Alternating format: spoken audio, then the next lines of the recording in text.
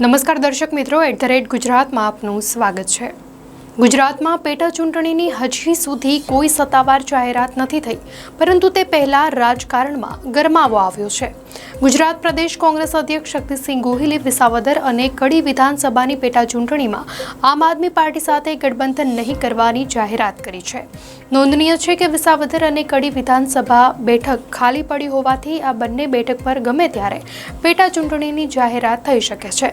એવામાં હવે આ બંને બેઠકો પર ભાજપ, કોંગ્રેસ અને આપ વચ્ચે ત્રિપાંખીયો જંગ જોવા મળશે। કોંગ્રેસની પોલિટિકલ અફેર્સ કમિટીમાં આ મહત્વનો નિર્ણય લેવાયો છે। વિસાવદર અને કડીમાં કોંગ્રેસ પોતાનો ઉમેદવાર ઊભો રાખશે।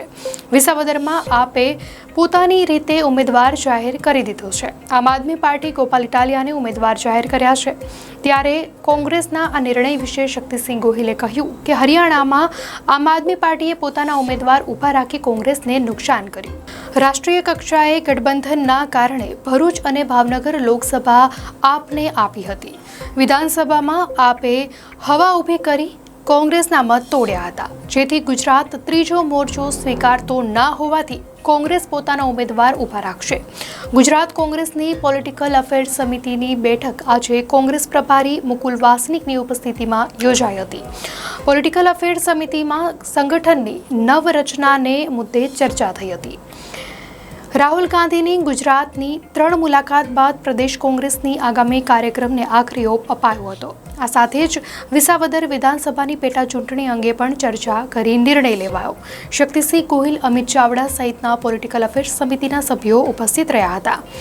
આમ કોંગ્રેસે બંને બેઠક પર પોતાના ઉમેદવારોની જાહેરાત કરતા જ ગુજરાતની આગામી પેટા ચૂંટણીમાં ત્રિપાંખીયો જંગ જામશે।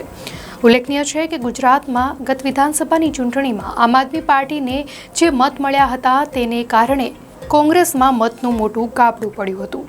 નોંધનીય છે કે ભૂપત ભયાણીએ રાજીનામું આપતા વિસાવદરમાં બેઠક ખાલી પડી હતી, તેમજ કરશન સોલંકીના નિધનના કારણે કડી વિધાનસભા બેઠક ખાલી પડી હતી। જોકે આ પાર્ટીએ વિસાવદર બેઠક પર પહેલાથી જ ઉમેદવાર જાહેર કર્યો છે। વિસાવદર બેઠક પરથી ગોપાલ ઇટાલિયા પેટા ચૂંટણી લડશે। કોંગ્રેસ પણ ખૂબ જ જલ્દી કડી અને વિસાવદર પેટા ચૂંટણી માટે પોતાના ઉમેદવારોની જાહેરાત કરશે। જોકે અગાઉ આમ આદમી પાર્ટી નેતા સુદાન ગઢવીએ વિસાવદરમાં ઉમેદવાર ન ઊભા રાખવા કોંગ્રેસને અપીલ કરી હતી।